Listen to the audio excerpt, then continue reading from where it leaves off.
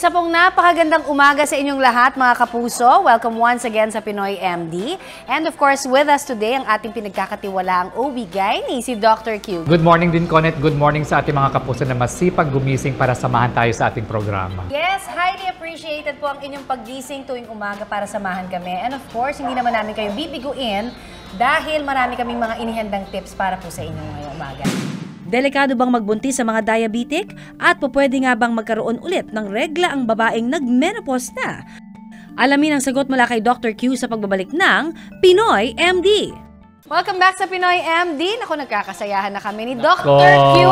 Alam mo naman, Dr. Q, it's time for our Facebook questions. Sige, ready ako dyan. Gina G ka na. Gina G ako dyan. Game na game ka na, ha? Eto na po, mula naman kay Mary Ann Marana Basan. Ang kanyang katanungan, pwede bang pagsabayin yung pag-inom daw ng maintenance for high blood and at the same time yung contraceptive pills? Alam mo kasi, Mary Ann, pwede yon, no? Kung theoretically, pwede siya. Pero kaming mga doctors kasi, Connie, ina-advise namin na pag uminom ka ng gamot, bigyan mo ng at least 30 minutes to 1 hour na interval sa yung dalawang gamot na yon. Kasi may mga gamot kasi na nakaka-apekto din ng metabolism or absorption and utilization ng isang gamot. So, nagkahalo-halo kasi yan, no? So, mas maganda na i-take mo siya 1 hour apart, no? Okay. Pero ang advice ko rin kay Mary Ann, huwag siyang mag-start ng contraceptive pill na hindi na counseling ng doctor niya, na hindi nabigyan siya ng advice ng doctor. Kasi kung may history siya ng stroke, hindi pwede sa kanya yung contraceptive pill. O kung may malakas o malaki ang risk factor nila sa family ng stroke, hindi siya pwede mag-contraceptive pill kasi baka man naman maka-aggravate yan o maka-cause ng stroke later on. So, kailangan magpa-counseling muna siya sa kanyang doktor. Oo, kailangan talagang kung ano yung iinumin natin sa ating katawan, depende sa lagay ng ating katawan. So, hindi lang tayo pwede talaga basta-basta uminom. Mula naman kay Amor Perdon Wambanco. Pwede ba daw magka-breast cancer ang lalaki? Ang breast cancer sa lalaki, Amor, ay hindi siya very common. At actually, mga less than 1% lang ito na nakakaroon ng ang malalaki ng breast cancer. Very pero common. Pwede. Pwede siya, oo. Ang symptoms ng breast cancer sa mga lalaki ay walang pagkakaiba sa breast cancer ng mga babae. Ang management dyan at saka yung treatment pareho din. Kaya lang, may problema tayo dyan, Connie, sa mga breast cancer sa mga lalaki kasi kung may maliit na lump sila dyan, na-ignore nila yon. Hindi tulad sa mga babae na may konting buhol, patingnan agad. So, ini-ignore ng mga lalaki yan. Pag lumaki na yon at patingin na nila sa doktor, medyo advanced stage na yon, malala na yon. Alright, huwag natin baliwalain lahat ng mga sintomas na hindi natin madalas nararamdaman. In-emphasize na natin kasi sa mga lalaki na pag may lump kayo sa breast, patingnan nyo na kaagad. Eto, maraming kapuso naman natin yung nagtatanong dito, no? Kaya, parang nalilito sila eh. Pwede ba daw magkaroon ng menstruation kahit na sinasabi na nagka-menopause na o na-menopause na sila? May mga ganyang problema, Connie, na nakikita natin sa mga babaeng nag-menopause na tawag yan mga post-menopausal period na, no? Pag dinugo sila after na 1 year or 2 years or more na natapos na yung kanilang regla, hindi na normal yon. Abnormal na yon kasi ibig sabihin noon may problema doon sa lining ng kanilang matres, no? Ito yung isa sa mga simptoma ng endometrial cancer.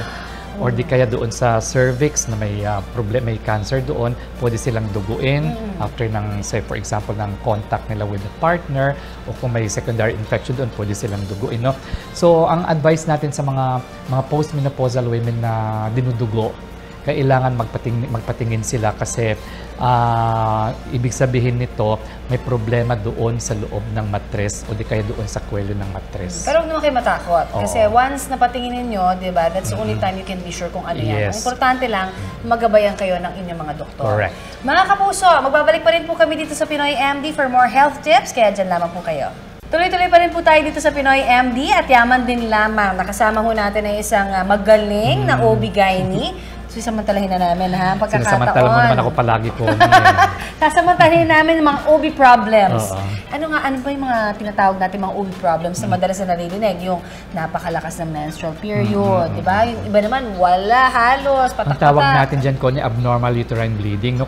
Very common to kasi kahit anong age group ng mga babae. Nangyayari ito sa adolescent, sa reproductive age, sa perimenopause, sa menopause, sa postmenopausal women. So, ano yan? It covers the whole age group group. Right. Maraming age group. Alam mo, hirap maging babae talaga, Doc. Ang tawag natin dyan kung abnormal uterine bleeding.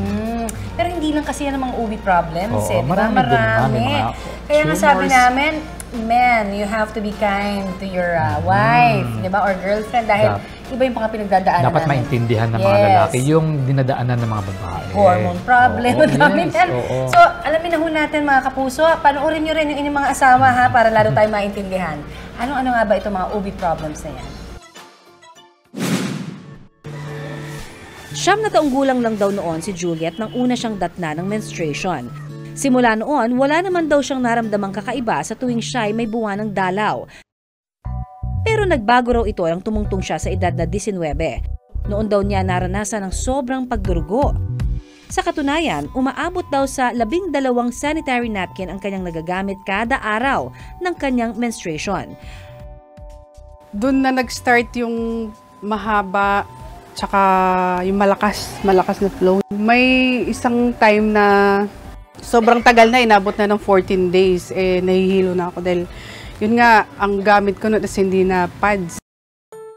Nang magpakonsulta siya sa isang obstetrician-gynecologist, nalaman niyang may polycystic ovary syndrome o PCOS siya. Isa itong disorder kung saan mataas ang androgen hormone o kemikal na nagbibigay ng mga panlalaking katangian sa katawan ng isang babae. Kabilang sa mga sintomas nito ang heavy menstrual bleeding, gaya ng dinanas noon ni Juliet. Minsan kasi sa sobrang tagal na hindi nagme-mens ng babaeng may PCOS, parang naiipon yung lining ng matres. By the time mag-shed siya, magregla siya, doon naman bumubuhos. Dahil teenager pa lamang noon si Juliet, pinayuhan siya ng doktor na huwag munang uminom ng synthetic na gamot. Kumain ng masusustansya at mag-ehersisyo. Sabi niya, bawas tayo sa matatabang pagkain, yung mga hilig mo na mga chichirya, bawal yung mga yan. Tapos dapat merong activity. Tinry ko naman, pero pag sa diet, nahihirapan talaga ako. Tapos sa ano naman, sa activities, parang tamad na tamad ako. Pero dahil hindi nasunod ni Juliet ang payo ng doktor na magkaroon ng healthy lifestyle, makalipas ang ilang mga taon, lumobo ang kanyang timbang sa 220 pounds. Nasa taas niyang 5'1" ay lagpas sa kanyang ideal weight. Tulad ng heavy menstrual bleeding, maaaring sintomas ng pagkakaroon ng sakit sa reproductive system ang pagbigat ng timbang at paglaki ng katawan. Ayon kay obstetrician-gynecologist Dr. Sendrix Galito, may heavy menstrual bleeding ang isang babae kung mas malakas at mas matagal sa normal ang kanyang pagdurugo. Pag sinabi natin heavy menstrual bleeding, nagbi-bleed o nagre-regla na more than 7 days. Ang ibang simptomas nito, gumagamit ng napkin sa gabi, nakakailang palit sa gabi ng napkin, or pwede ring, yung iba halos baby diapers na yung ginagamit. Yung iba, tipak-tipak or blood clots yung lumalabas. Ang mga nakakaranas ng heavy menstrual bleeding, dapat na magpakonsulta sa isang obstetrician-gynecologist. Bukod sa PCOS, ilan pa sa mga disorder o kondisyon na pwedeng mayroon ng isang babaeng may heavy menstrual bleeding ay myoma. It is very common. Siguro more than 70% of women, meron yan iba-ibang sizes ng myoma. Ang endometrial polyp naman, karaniwang hindi rin cancerous. Para siyang kuntil, ekstrang laman sa lining ng matres or yung tinatawag natin na endometrium. Ang babae na mataas ang estrogen level, ang estrogen yan yung female hormones. Kapag mataas, mas at risk siya na mag-develop ng polyps. So, sino yung mga babaeng mataas ang estrogen levels? Kasama dyan yung mga babaeng overweight. Malalaman naman kung may PCOS ang isang babae kung mayroon siyang iba pang sintomas. Ang PCOS, usually, ang presentation niyan, irregular menstruation. Pwede siyang may mga symptoms ng mapimple, ma-acne, yung babae, may oily skin, may excessive hair, mayroong manipis na bigote, naglalagas ang buhok, okay?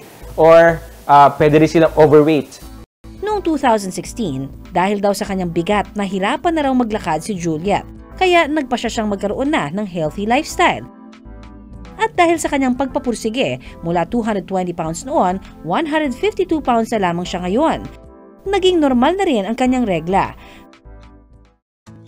Tandaan na ang pagkakaroon ng regla, bahagi ng buhay ng isang babae na nasa reproductive age. Pero hindi ito dapat pasakit. Kung sakaling sobra ang dinaranas na buwan ng pagdurugo, Magpakonsulta agad sa doktor at sundin ang mga payo. Welcome back sa Pinoy MD. Kayo ba medyo feeling nyo dapat ma-relax kayo ng husto? Aba, meron tayong mga paraan para ma-relax tayo. Kasi, alam mo, Doc, wala ka nun eh. Nagpunta ako ng Korea. Pumunta kayo. Hindi kayo nagsama. Kami ni Doc Oy. Pero alam mo, ang sarap talaga ng experience namin doon. Ako bilang ang hilig ko talaga ng tsaa, heaven sa akin nung nagpunta kami sa isang tea therapy shop. Ito yung mga talagang authentic na mga ingredients. Hinahalo nila kung ano-ano yung mga ingredients na pupwede for a particular need na meron ka. Halimbawa, hirap ka sa digestion. So, ano yung mga ihahalo nilang nuts, meron silang ihahalong dahon for that. So, ibang preparation din nilagyan nila ng gatas? Hindi, walang gano'n eh. Walang Basta more on talagang yung ingredients nila na dried na mga leaves and all. Pero alam mo, dito rin naman sa atin meron. Ang pagkaalam ko rin kasi po, dito sa atin, marami din mga dahon-dahon na ginagawang tsaa. Din bawat regions, meron sila mga sariling concoction ng mga And accepted dahon-dahon. yan, hindi ba sa alternative medicine? Pero ito mga kapuso, bago tayo pumunta dito sa atin, puntahan muna natin yung aming napuntahan din dyan sa South Korea. Ngayong umaga, muli namin kayong ipapasyal sa South Korea. This time, sa pupwedeng tambayan para magtsikahan at makapag-relax na rin at the same time. Let the tea party begin dito sa Tea Therapy.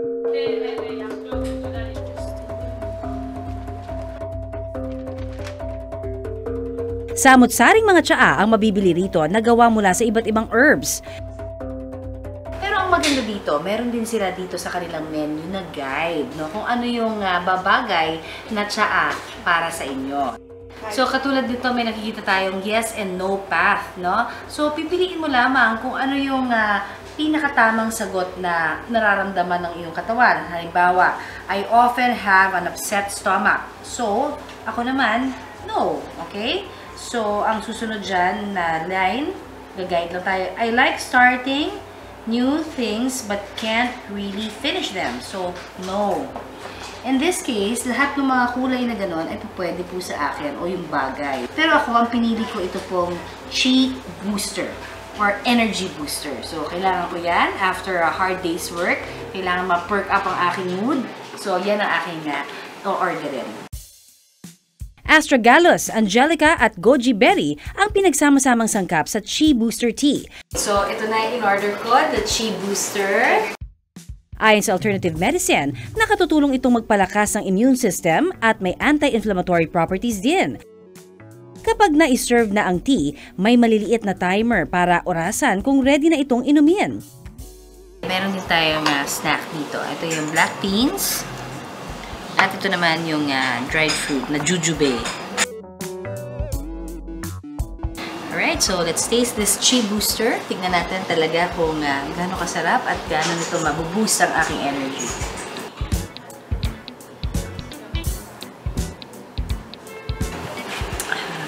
Sarap siya.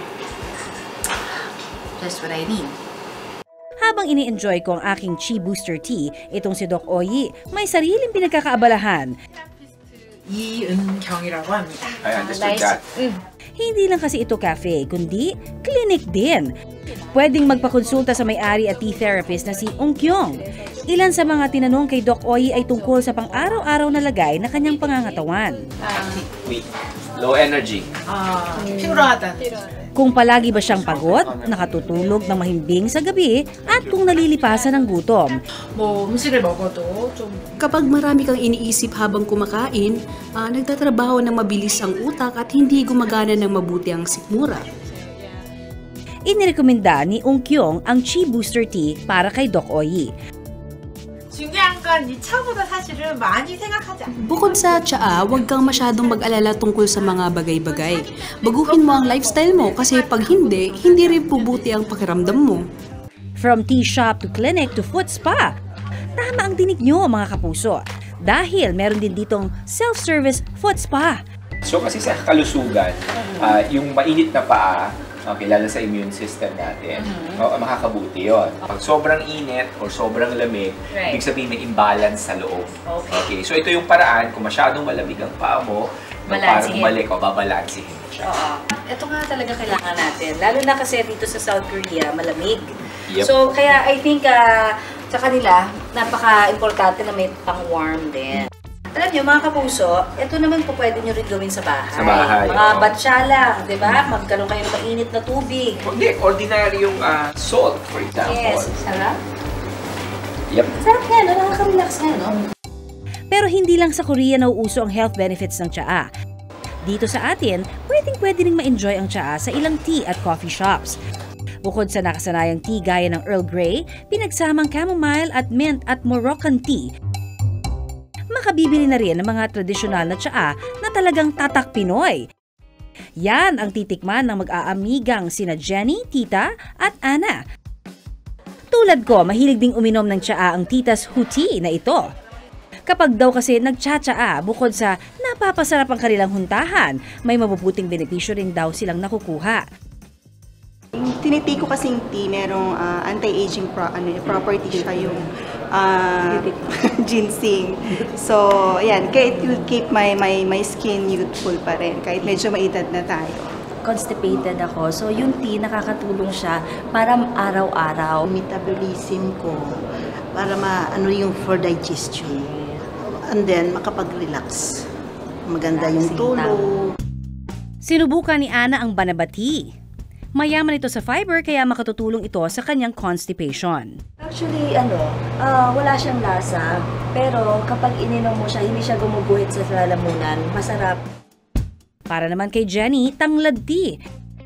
Ayon sa alternative medicine, may antioxidant properties ang lemongrass. Nakatutulong itong mapanatiling healthy ang skin. May lasa siya na parang damo. Kasi since, yun nga, grass kasi ang tanglad eh. Mas okay ito kasi mas natural. At pandanti naman para kay Tita. Sinasabing may alkaloid compounds ito na nakapagpapakalma sa katawan. Talagang maka-feel relaxing. Mas better pa to pag after the massage, mag-tea ka. Sa South Korea man o kaya rito sa atin, hanapin at piliin na ang tsaa na magugustuhan ng inyong panlasa. Makapagpapalusog pa sa inyo. Hanggang sa susunod na tea party, mga kapuso! Ako po si Connie Season, ang inyong kaagapay sa kalusugan. Nagpapaalala na iisa lamang po ang ating katawan, kaya dapat lamang natin itong pangalagaan. At ako naman si Dr. Q, ang inyong obstetrician gynecologist. Tandaan, unahin ang kalusugan at lagi pong tumutok dito sa programa kung saan kayo. At ang inyong kalusugan ang laging #1. Dito pa rin sa nag-iisang tahanan ng mga doktor ng bayan, ito po ang Pinoy MD! Pinoy sa ating katawan, kaya dapat itong pangalagaan. Tandaan, lain ang kalusugan. Pinoy sa ating katawan, kaya dapat itong pangalagaan.